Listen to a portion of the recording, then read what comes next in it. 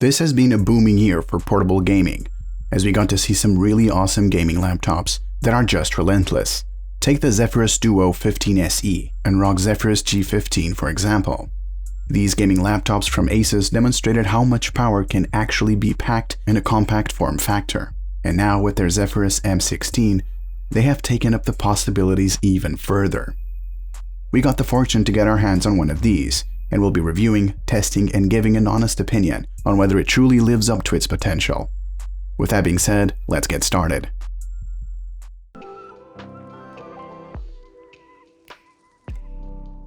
Design-wise, the M16 has a close resemblance to the Zephyrus G15 gaming laptop.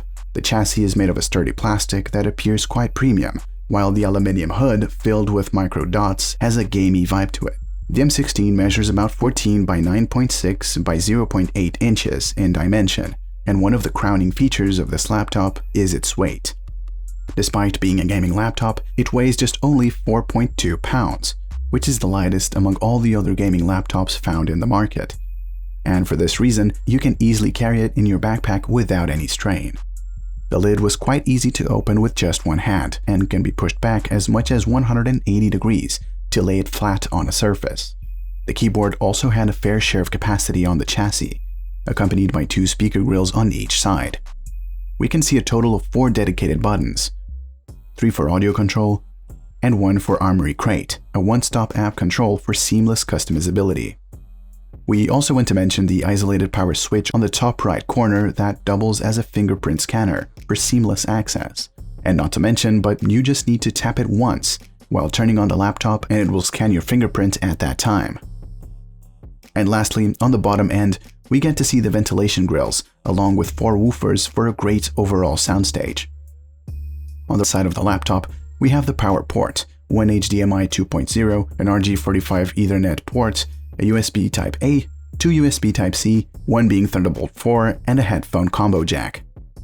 On the other side, we get to see an additional USB-A port, along with a microSD slot and the Kensington lock.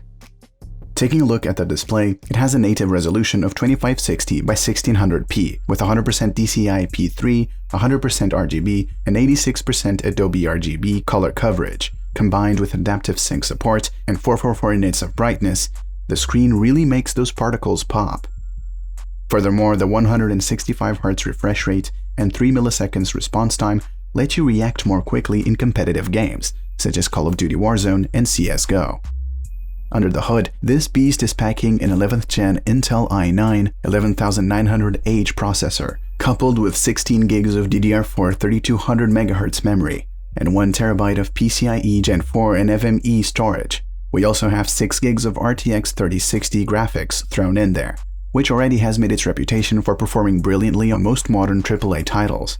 It has a default wattage of 85 that can be overclocked at up to 95 watts for maximum utilization. The 16 gigs memory on this laptop is 8+8 dual channel, and one of them is baked inside of it, so if you decide to upgrade, you will only have one module to work with. This can be a little problem if you plan to install more than 8 gigs on this slot. It will switch back to single channel once the memory usage exceeds 16 gigs. We have tested some recent games on this laptop, such as Forza Horizon 5, Call of Duty Warzone, FIFA 2021, and GTA 5. The Forza Horizon 5 with everything maxed out at 2560 by 1600 resolution, we are able to hit a constant 70+ FPS. At 1080p, we got a decent FPS boost that helped us to achieve 90+, while still in ultra graphical settings. GTA 5 also showed remarkably high FPS counts on both QHD and FHD resolutions, while cranking the in-game settings to their maximum. Competitive games like CSGO and Warzone were really responsive to play on the 165Hz screen, with the frames per second staying between 60 to 80 on Warzone and 200+ on CSGO in 2K resolution. The latency was really low, and the temperature stayed below 85 degrees Celsius thanks to the Thermal Grizzly cooling solution on the CPU and beastie heat pipes on the inside. We also did some 4K video editing on this thing, and the render time was relatively low compared to our existing rendering gig. Although the keycaps appear smaller, they have 1.7mm key travel and satisfying tactile feedback for both typing and gaming. With that said, the arrow keys are quite tiny, but it won't matter much as you will be using the WASD keys anyways.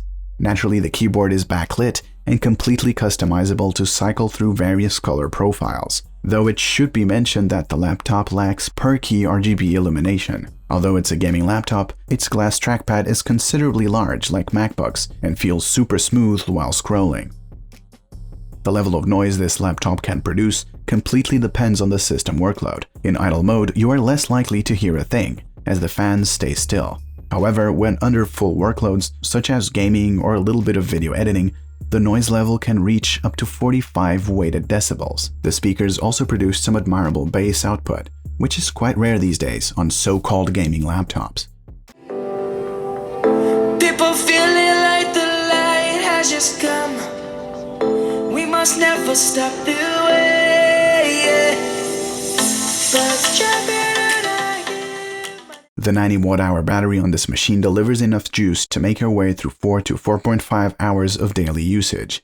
However, keep in mind that this is possible with the discrete graphics turned off. The included 240 watt charging brick was quite reasonable while powering the laptop up, and it also supports charging through USB-C at up to 100 watts.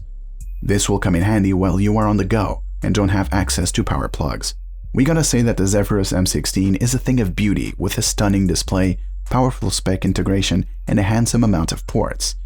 For its price, these are far greater value compared to already existing gaming laptops on the market.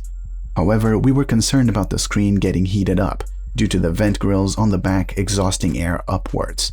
We contacted Asus and they assured us that it is no big deal. The laptop also lacked a MUX switch that lets you switch between integrated and discrete graphics. Although the performance drop is minimal at only 10%, that won't be an issue while pairing it up with an external monitor, as it can do just fine with the discrete graphics.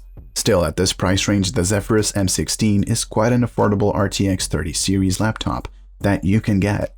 We also recommend the Predator Trident 300 SE that happens to have the same RTX 3060 while cutting the cost by almost $500. So that was all about the ROG Zephyrus M16.